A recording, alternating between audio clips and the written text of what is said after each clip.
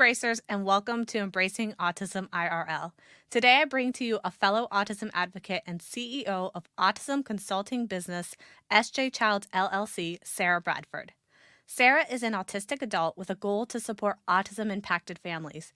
She is also a member of the Autism Council of Utah and the owner of the Autism Advocate Support Group on Facebook.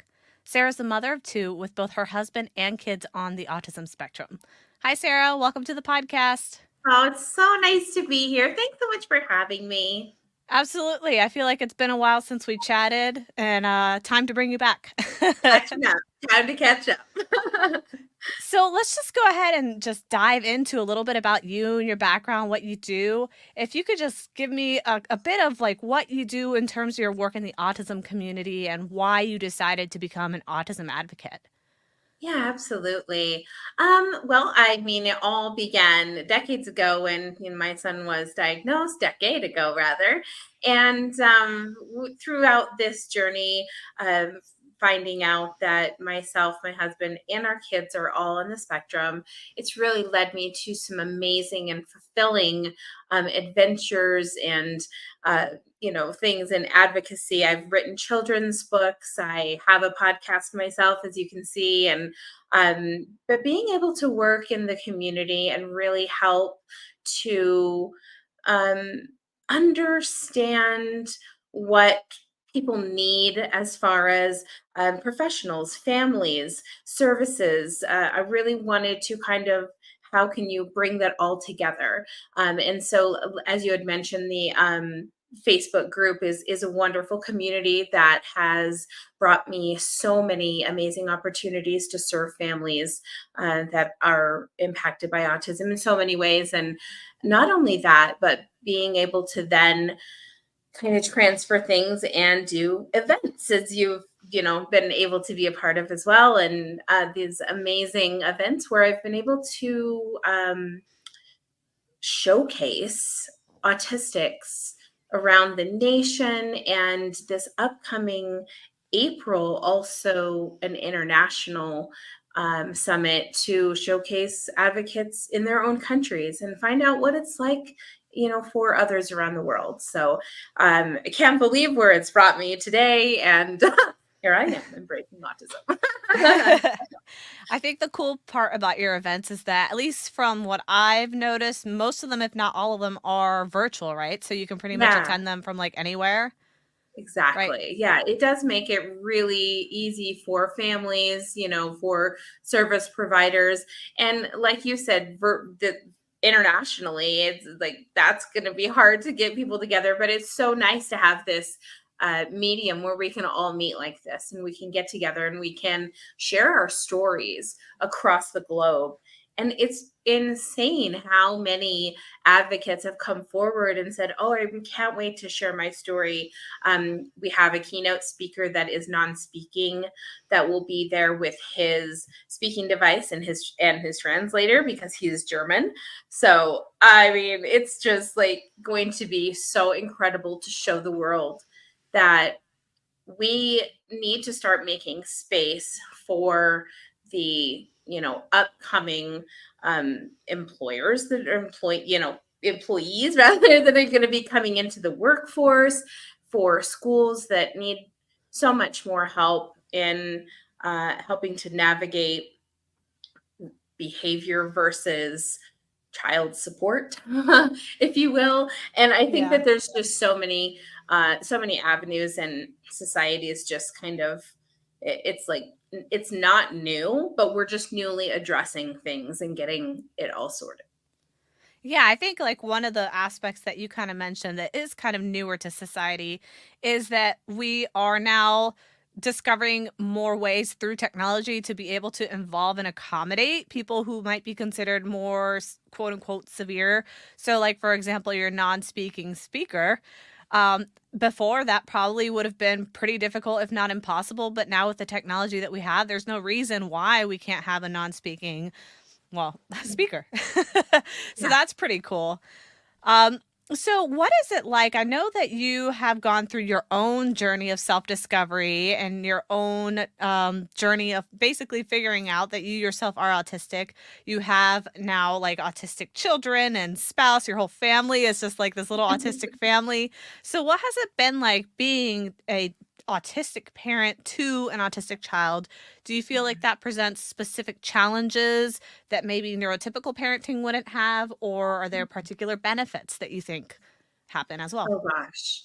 You know, I think for me personally, I find it so fulfilling and a huge benefit to not only be able to look back at my childhood to see maybe where my needs weren't quite met, where I didn't feel heard or seen or valued, possibly, and introduce a new way for my children to live in a world and in a child parenting situation where they are valued and they are heard and seen, and I am able to kind of accommodate them because of the understanding I have for their specific neurological and biological needs.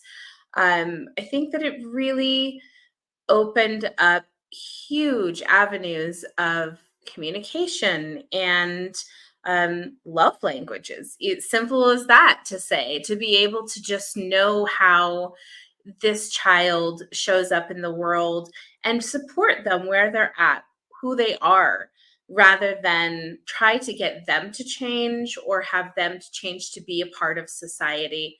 I want them to be who they are and go into society having that strong foundation, whether they do or not. I suspect my daughter will, do that, and my son possibly not. He may be at home with us, for the end, till the end. I don't know how to say that, but ultimately, what's really important is that we as parents, and especially, let me tell you what it did for me as a spouse, was I had suspected quite later after our son had been diagnosed that my husband was also on the spectrum, and it gave us so many answers for his own quirks, if you will, or accommodations that I gave him freely because I loved him and wanted to be considerate of his needs and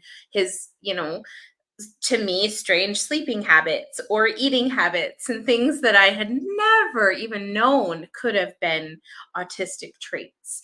And to then be able to kind of really look at that and say, wow, I can give all of these same accommodations to my kids because it's so much easier to show support and show up with an open mind and almost saying like show me the way, like you show me what you need, like I'm gonna just kind of step back and listen and learn and watch.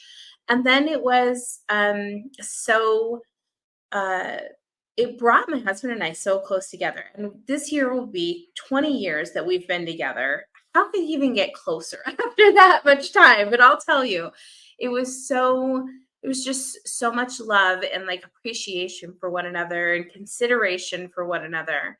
That it really even deepened our relationship. But like I said, didn't even know that was possible. So I think that the benefits have greatly outweighed any challenges that other people might shine more light on.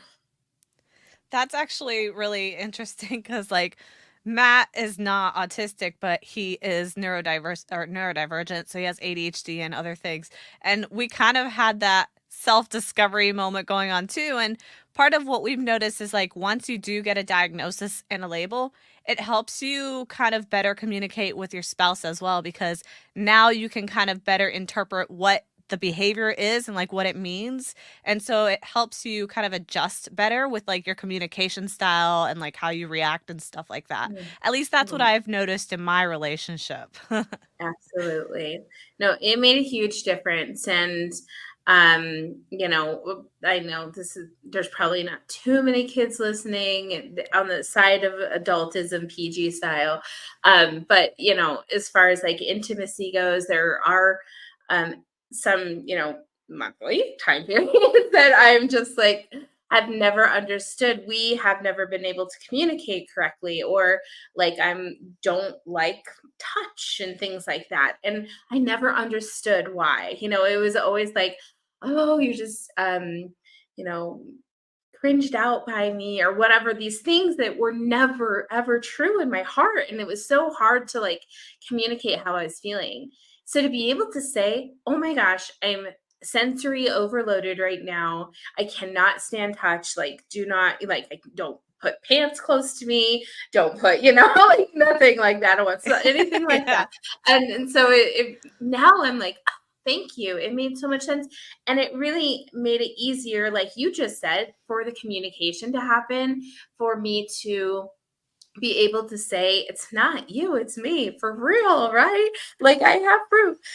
But it just made it so much easier also for him to not take it personally. Yeah, I think that's absolutely like an important part of the relationship. For sure. Well, So you were lucky talking me. a little bit before about your technique with your autistic child and how you kind of approach that relationship. So what is it exactly that you mean when you say meeting a child where they at, and why do you feel like that's really important? I think overall, and maybe it comes with, I have an older stepdaughter that I raised prior to raising my own two biological children. So let's call it parenting practice. And there was a lot of, learning in that phase, but also when, we realized our son was nonverbal and communication with him couldn't be the same as it ever had been. We had to start from scratch and learn this whole new way of solving puzzles with his riddles through his language and all of the ways, that he communicated with us. And it was so apparent that nothing we knew how to do was going to work. Like we had to reinvent the wheel 100%.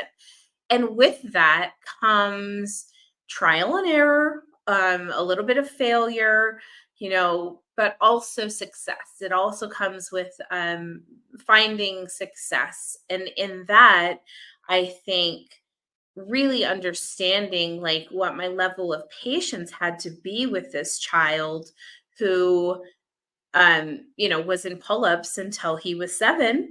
That takes a lot of patience because I'll tell you what, you know probably as well as I do that every extended family member, every preschool teacher, every school psychologist, every neighbor, had their opinion as to when he should sit on the toilet.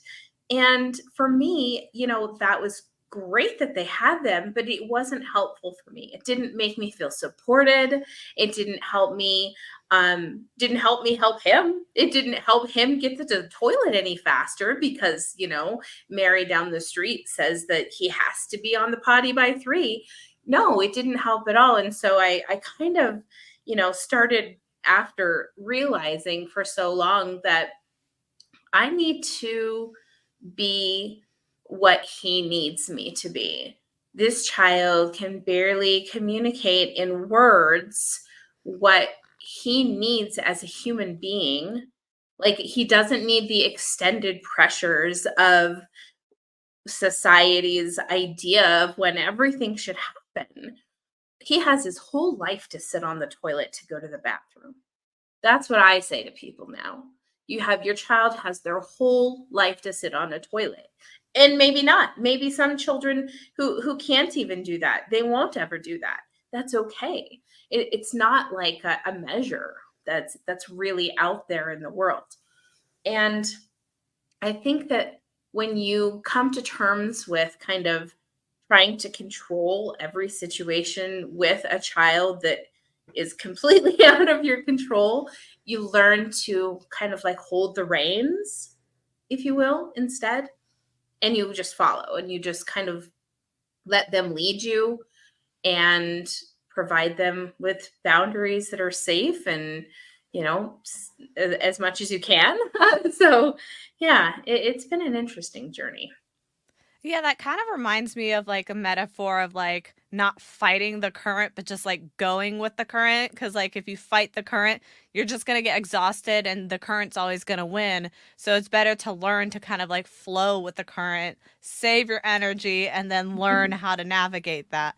So I totally get what you're saying and where you're coming from there. um, Go ahead. Do you have Oh, something? no, you're good. No? Okay.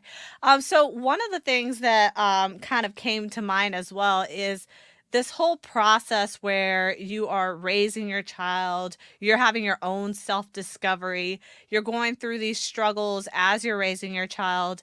And you mentioned what a few of those were. So if you had somebody give advice to you, or like if you could offer advice to parents who are now struggling to connect with their child, what advice would you give?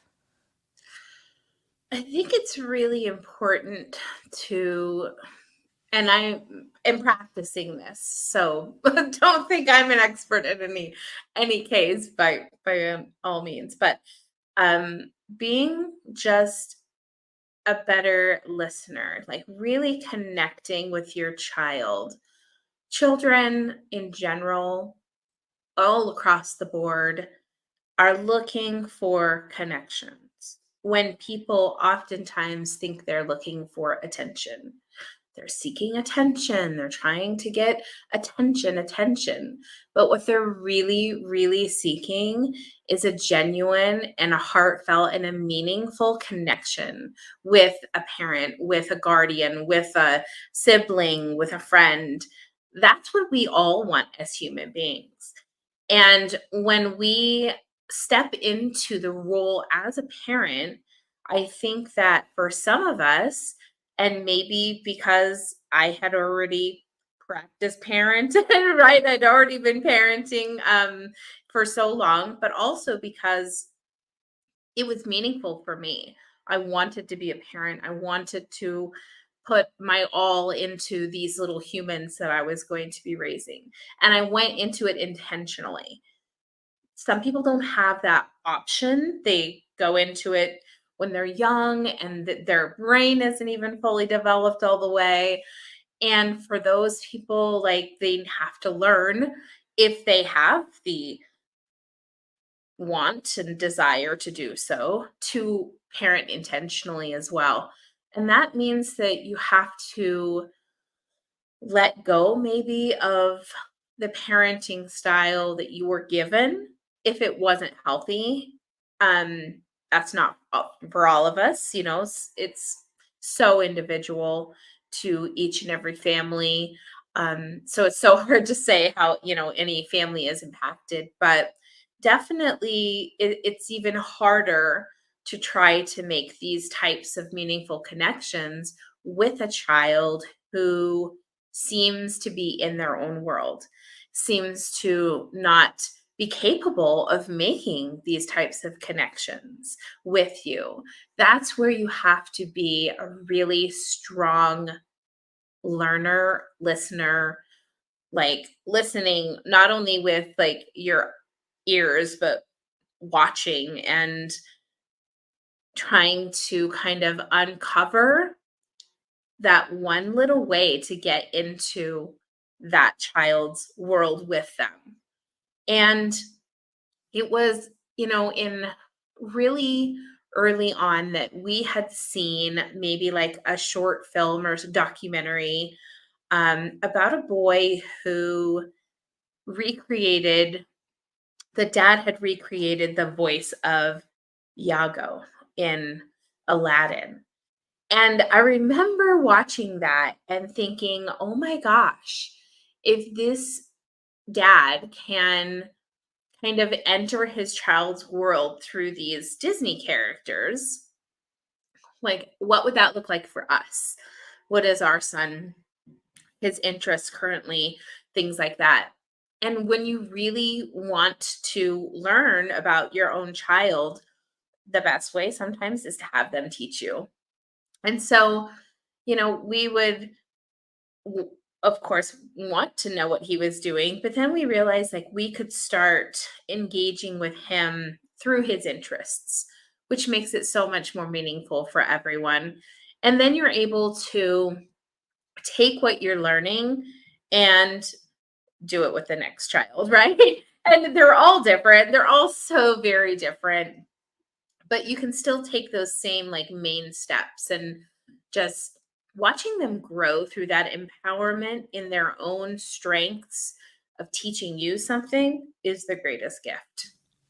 It's really interesting because I don't know if you realized it, but like as you're explaining your example, it's very similar to what floortime therapy is. Have you heard of Hmm. floortime Yeah. therapy? Yeah, and it's like it's child led through play, going through the world. So it seems like you were almost doing that without knowing you were doing that. It's so funny. Yeah, I agree. I think that there's so, and I think that, we'll give that the autism brain superpower award, because I really think that sometimes, like, I've invented these ways through our lives and through our systems that we've, created for our family.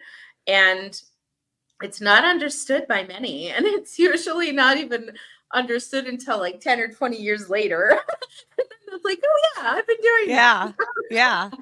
But we found a similar thing with our child because when she was young, she was also nonverbal, completely in her own world. She wouldn't even acknowledge other people in the room. And we started kind of engaging in her activities. So like she used to play with water bottles, so we would just play with the water bottles with them. We would add food coloring to them. We would make them jump and do silly things.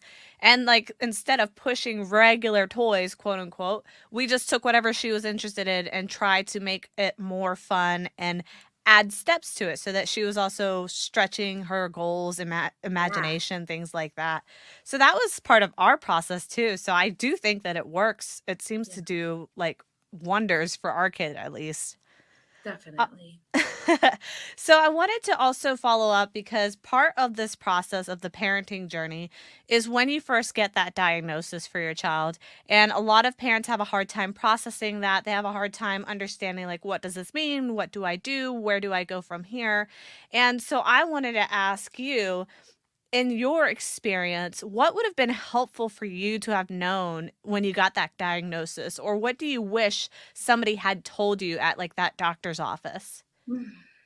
It's so interesting because I, at the very beginning, I often played that doctor's visit back and back and back and back and back. And I was actually so angry at the pediatrician for telling me, because I just didn't have any experience. Um, and I ended up going back to him maybe 5 years later and expressing that to him and telling him, "Look, I was so mad at you for telling me this, and, like, I even stopped coming to see you for a little while, but now I realize that, like, you gave me the keys to the kingdom, like, I couldn't have access. I we could He couldn't be where he's at now had we have not had this, this information." And ultimately, it is um, kind of the reason I created one of the quotes that I have, and that is, "A little bit of knowledge turns fear into understanding." And it's so hard when you first get that and you don't have any information behind it.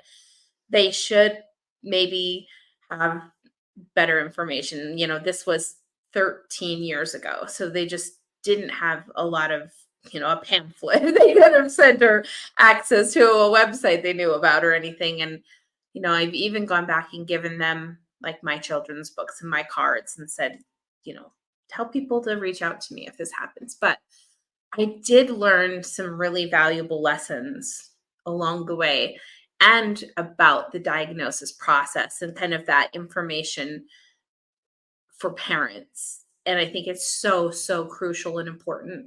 And that was at the very beginning, kind of my podcasting. And even in my early advocating, in the schools and things, I had said to parents and had conversations with my own spouse about how it felt like grieving sometimes, that we had like grieved this life we had expected.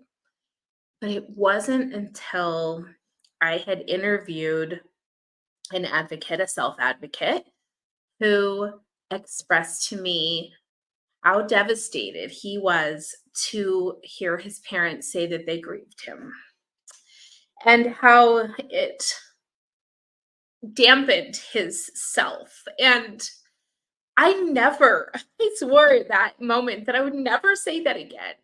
And that, you don't know until you do, and you learn and you be better.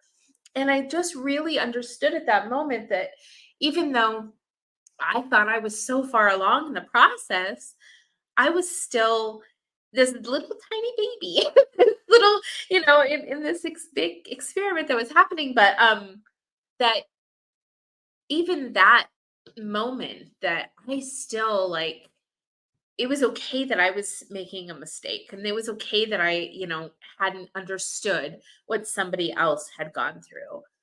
But what was good is that from then on, I could say, hey, it's okay to feel overwhelmed and be, you know, discouraged in the hopes that you had, but also I just don't feel like, I don't ever use the word grieving anymore. Like I swear that off forever.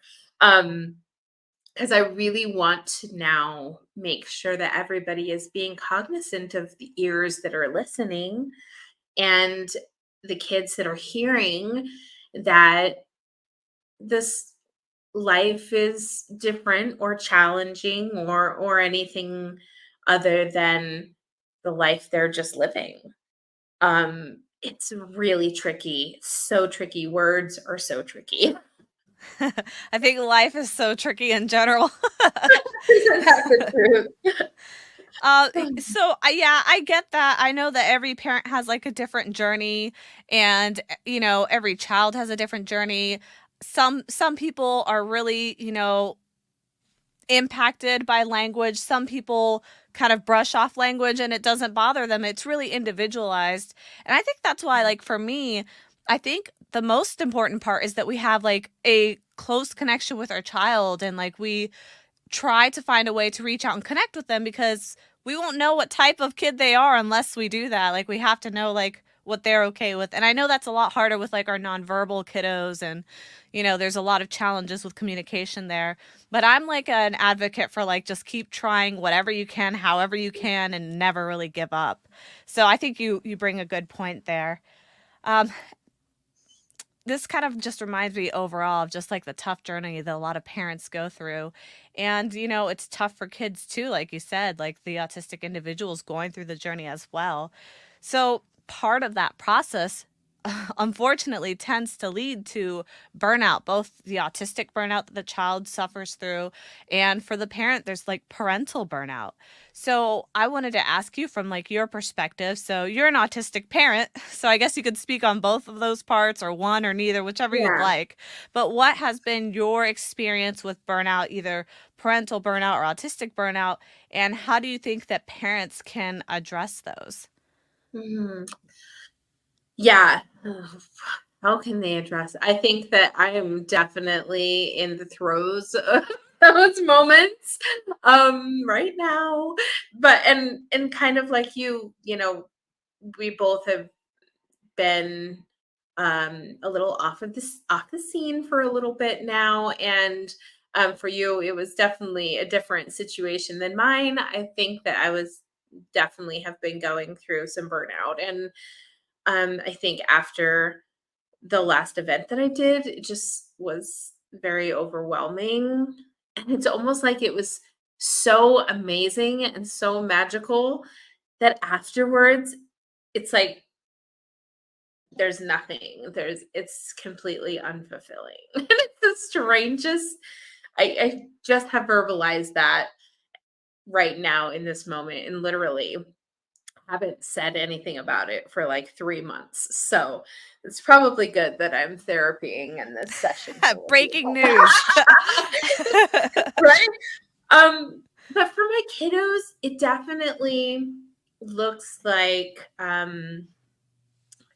for our son, it comes out in the overreactive behaviors, and uh, he's very predictive. He has a very predictive schedule.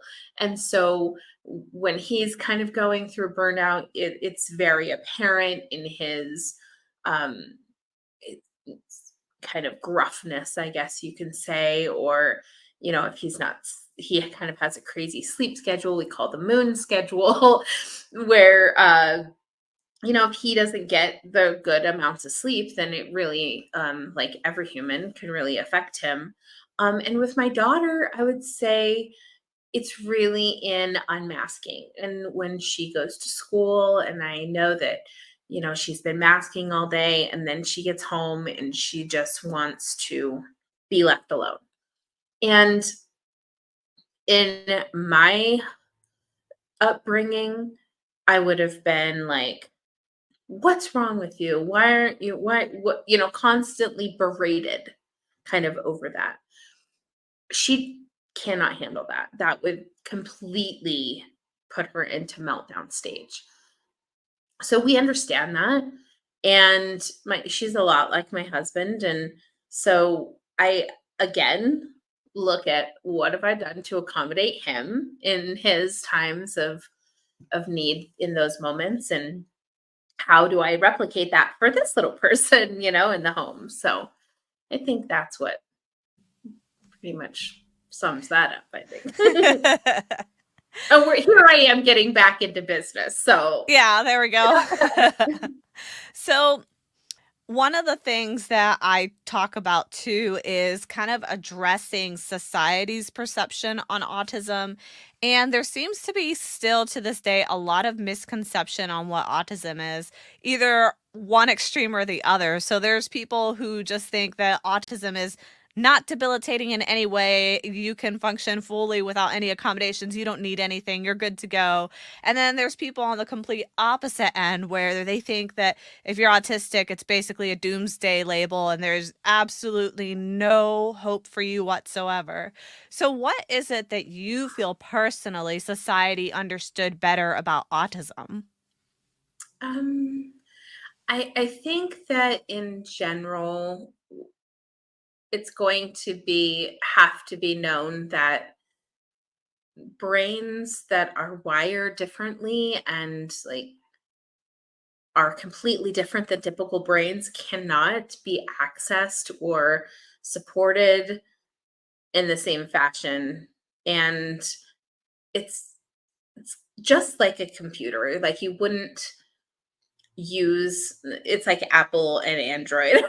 Right? Like you can't use the other pieces for each other. It gets impossible. They're just so completely different. You can't even send messages to each other that are normal. So I think I just came up with that right now in a second, and it's so true though. We really need to be understanding of the fact that you are only disabled by autism to the effect that it disables you. How does it disable me? Maybe in anxiety, social anxiety sometimes, which seems really strange because I'm extremely outgoing. Um, but sometimes I have a hard time leaving the house. And not many people know that. Not many people know that, like, I get so worked up sometimes, and I like can't breathe, and like I have a hard time just leaving. What does it look like for, the other individuals that are in the home? Completely different. For my son, it is lack of safety. It's lack of cognizant, like, understanding of things. There's severe challenges with that. When my 14-year-old is in his shoes and, t-shirt and shorts with his ready to go bag, leaving the house in a snowstorm, and we're not going anywhere, like that's a serious safety issue. And like we have to constantly address those types of things. And that doesn't look normal for the kids up the street whose mom just says, shut the door. and the door shuts. Like for him, it's like we have to take steps. We have to remind him. We might have to get a different locking mechanism because he's older now and he's being able to access things that he wasn't before. So really, we can't expect that there's going to be a one size fits all understanding for everyone because it's never been that way. It never will be. And yeah, I hope that was easy to understand, right? Yeah, I think basically it's kind of like that saying where if you've met somebody with autism, you've met one person with autism. So it's kind of Yeah, like you can't really put a blanket statement on all autistic people because everybody experiences autism to different degrees and it's very different for everyone. Like you were saying about the door locks, I have kids who are eloping and I had to put like door locks and all this stuff. But there's some kids that are kind of like the opposite and they tend to cling to the parent and they never want to leave the parent. So it depends on the kid and what accommodations that kid needs or the adult who may need completely different accommodations.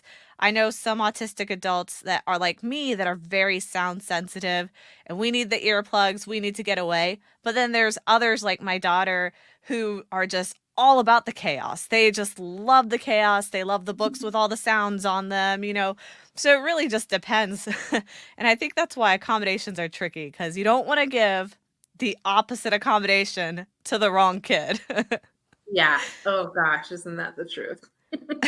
I could just imagine that giving like something noisy to a kid who's sound averse and vice versa. That would just be really bad. Yeah, So trial and as error. Yeah, I know, right? So as you know, this podcast is called Embracing Autism. We're all about the concept of embracing autism, but we like to ask each of our guests what that concept means to you. What would embracing autism look like to you? um, I think that you could literally see me and everything about me and and know that it is embracing autism, from our children's books to the podcast to just the events that we've been holding, groups, the community, in every way. Even when I'm just at the grocery store and there's a level of understanding that people are starting to have, and it kind of interesting you had I'll kind of bring this little thing about accommodations into this because it it's always been really hard to go to the grocery store with our son, and he's gets so overwhelmed. He has the photographic memory, and so all of the ticket prices and the colors and the signs and everything, I can't even imagine how hard that must be for him to have to try to sort that all out while he's taking it all in at once. And for years, it's just look, we have been living in the same place for about 13 years now. And so we've been to the same grocery store every time, which is nice. But he really has a hard time.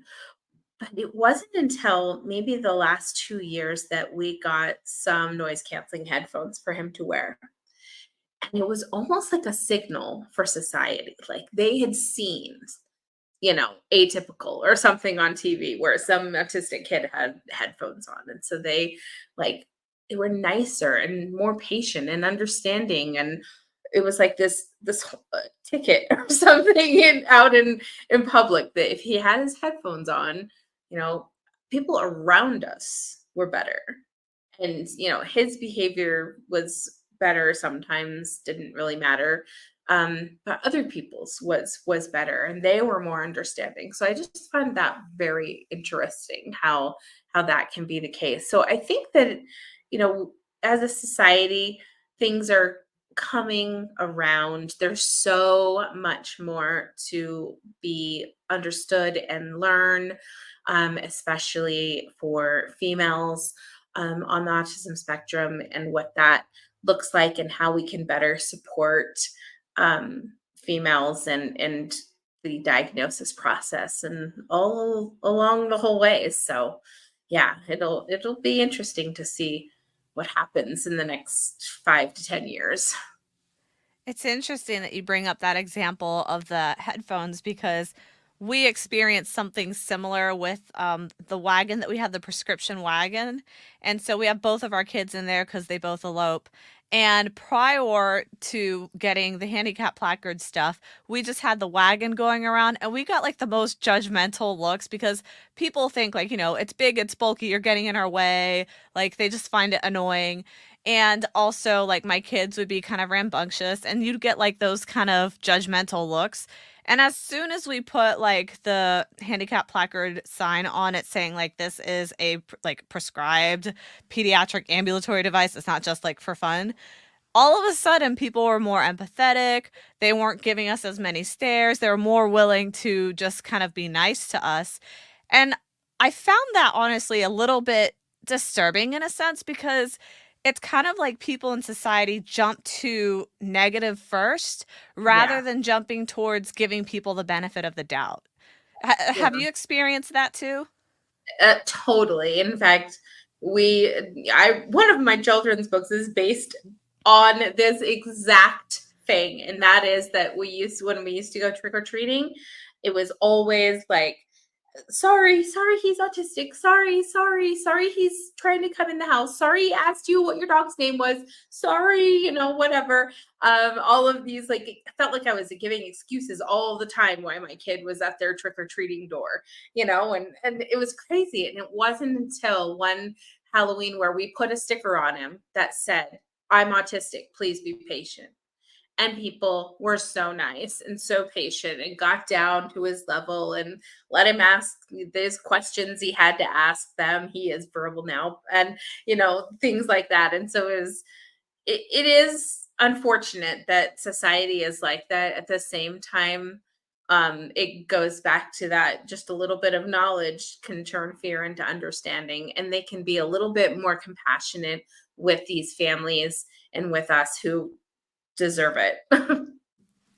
And on that note, I would love for you to share some of those resources that you talked about previously so parents can get a little more help on this. So I know that you said you had a website. If you could just share the website with us again and where my listeners can find you on social media. Yeah, absolutely. sjchilds.org. You can find the podcast, the books, the upcoming events, the partners page with dozens and dozens of partners and resources that you can check out that you might find can be lifesavers for you in many ways. So yeah, please do go check that out. I'm on all social medias. You could find me at either SJ Childs or Sara Bradford on Facebook if if you can find me there. Yeah, so definitely give her a follow. She's got a bunch of really helpful events with a lot of autistic adults that actually present in these events with really good experience insight. Sara, thank you so much for coming on to the Thank Embracing Autism you. podcast. It was a pleasure having you, and I really enjoyed the conversation. Thank you. It was so nice to be here and get out of that autistic burnout, right? And back into business, baby. I'm not sure if this helped or not, but we can Hey, hope. I think it already, I'm already feel like, yeah, it did. I'm sure it did. So thank you so much. Thank you. Have a good one, and I hope to have you on the show again in the future. Bye. Bye.